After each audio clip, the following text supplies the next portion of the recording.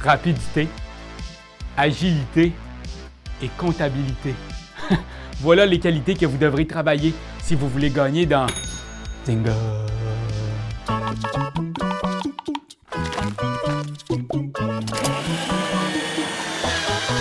Zynga est un jeu de dés et de rapidité. Rapidité des doigts, mais aussi rapidité d'ici, du dedans de la tête. Le jeu se joue en 15 minutes et même si on ne trouve que 4 crayons dans la boîte, il est possible de jouer au nombre de joueurs que vous voulez. Ils ont juste à se trouver un crayon quelque part et prendre une feuille du bloc de score d'un de leurs amis. Parce que oui, le gros du jeu se déroule ici, sur cette toute petite feuille. Chaque joueur doit en avoir une.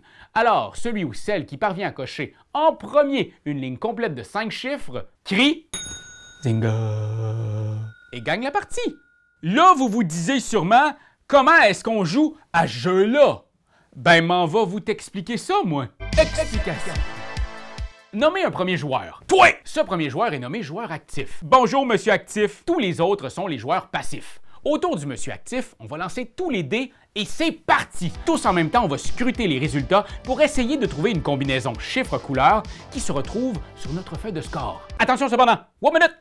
Petit détail important. Time out! Les joueurs passifs, ceux qui n'ont pas lancé les dés, ont une contrainte. Ils doivent additionner le résultat du dé blanc au résultat des autres dés. Par exemple, je suis passif et les dés viennent de tomber comme ça. Le dé blanc est sur 1, donc tous les autres dés sont augmentés de 1. Les valeurs que je pourrais décider de cocher sur ma feuille de score sont le 4 rouge, le 3 orange, le 4 jaune, le 7 vert ou le 2 bleu. Ben là, j'ai tout ça sur ma feuille, moi! Vite, vérifions. Pendant ce temps, le joueur actif, lui, a plus de choix. Il peut faire comme les autres et additionner le dé blanc aux autres, ou il peut prendre les dés tels qu'ils sont. En plus des options de tantôt, il pourrait choisir de cocher le 3 rouge, le 2 orange, le 3 jaune, etc. Attention cependant, 1 minute! Autre petit détail important, là, même si vous trouvez un dé qui fonctionne avec la valeur sur votre feuille, vous ne cochez rien pour l'instant. Ce jeu est un jeu de vitesse. La seule personne à pouvoir cocher quelque chose sera celle qui sera le plus vite sur le piton et qui appuiera sur la sonnette. Dès que vous appuyez sur la sonnette, vous annoncez haut et fort le chiffre et la couleur que vous souhaitez cocher sur votre feuille.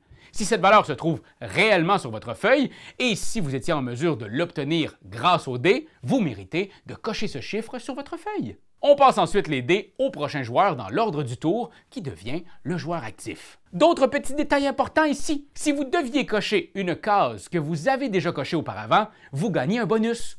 Vous cochez l'une des cases sous le symbole croix verte juste ici. Si vous cochez la troisième case, celle avec un symbole de trèfle, vous pouvez cocher une case de votre choix sur votre feuille. Oh! Ça peut vous aider à compléter une ligne, mais notez qu'il est interdit de gagner la partie ainsi. Vous ne pouvez pas cocher votre cinquième case d'une ligne grâce à ce bonus. Ce serait une grosse gaffe. Ah, puis bien sûr, il est possible au fil de la partie de faire des petites gaffes. C'est quoi une petite gaffe? Eh bien, si vous appuyez sur la sonnette en annonçant un chiffre qui n'existe pas sur les dés, ou si la valeur annoncée ne se trouve pas sur votre feuille, ou si vous appuyez sur la sonnette puis que vous dites juste vous voyez, il y a plein de genres de petites gaffes. Mais en gros, quand ça arrive, vous noircissez une case gaffe et aucun nombre n'est coché pour ce tour-ci. Dès que vous noircissez les 3 cases gaffe sur votre fiche, vous êtes éliminé. Oh oui, aussi, dès que vous avez 4 numéros alignés et que vous êtes sur le point de gagner, vous devez l'annoncer. Vous devez aussi dire à tous ce qu'il vous manque pour gagner. Si vous ne le faites pas et que vous venez à cocher votre 5e et ultime case, c'est une gaffe. Et on se rappelle, on ne coche rien dans le tour d'une gaffe. Alors, la partie continue. Faites gaffe. Petit dernier truc, si quelqu'un parvient à annoncer et cocher le 9 bleu de façon réglementaire, il réclame le pion bleu! On dit que le pion bleu est une relique d'un autre temps, une pièce de jeu sacrée passée de mère en fille depuis la toute première maître Zynga. Bref, le pion bleu donne de gros pouvoirs. Le premier joueur à cocher le 9 bleu place le pion devant lui.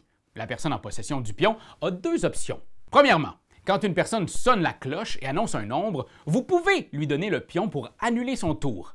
La personne annulée ne coche rien, son tour prend fin, mais elle possède maintenant le pion bleu. Deuxième option, un joueur qui devrait noircir sa 3e case gaffe peut choisir de remettre le pion au centre de la table si celui-ci est en sa possession. Le joueur est sauvé, il ne noircit pas la dernière case et le pion est de nouveau accessible si quelqu'un coche le 9 bleu. On joue ainsi de tour en tour jusqu'à ce qu'une personne soit capable de compléter une ligne complète. Elle est alors automatiquement désignée gagnante, si elle n'a pas oublié de vous informer qu'elle était sur le point de gagner. Hein? On n'oublie pas ça. Voilà, je vous ai confié les secrets du Zynga. Un art ancestral, noble et pas pire nice. Sautez dans l'aventure et faites comme vous indique le chant sacré de nos ancêtres. Sonne la cloche, sonne la cloche. Comment t'envoie, fais-le, mon kiki. Sonne la cloche, oui, sonne la cloche. Zynga. C'est toi de trouver l'épisode de jour du Popoche? Sonne la cloche! Sonne la cloche! On parle de jeu, like-nous, commande, suis-nous, suis-nous! Ouais. Sonne la cloche! Sonne la cloche! Partage à tes amis, partage à ta mamie, Oh ouais! ouais, Sonne la cloche! Sonne la cloche! Comment t'envoies, fais le mon kiki! Sonne la cloche! Sonne la cloche! Sonne la cloche comme quand Jésus a sonné à la porte pour aller souper chez Zachée.